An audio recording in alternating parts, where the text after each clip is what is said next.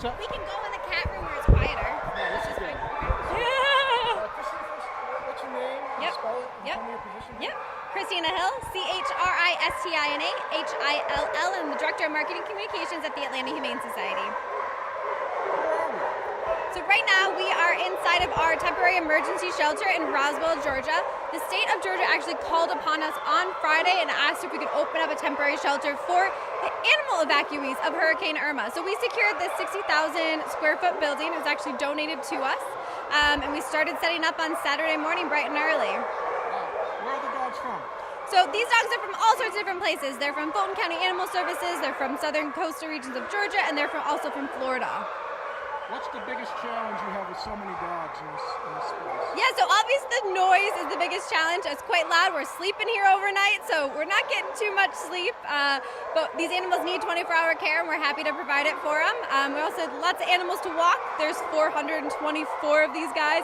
Every single one of them needs to get fed and watered and cleaned and taken out for their walk. So it's a lot of people power. There's a lot of movement going on, so a lot of efforts going in there. Do you have a real unusual story for one of these dogs? We've got some really interesting medical cases that we're actually caring for.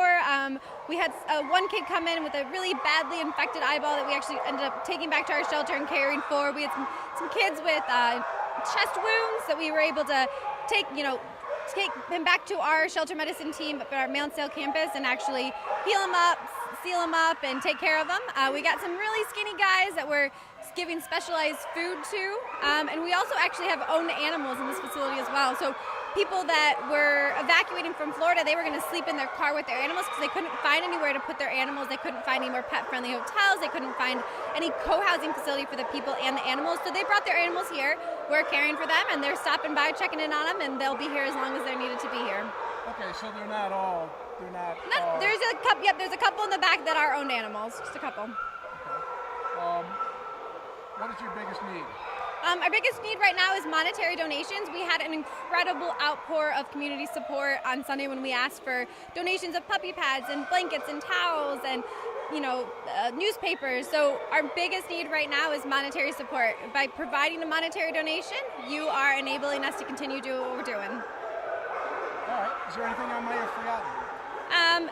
We will be in the shelter for as long as we're needed.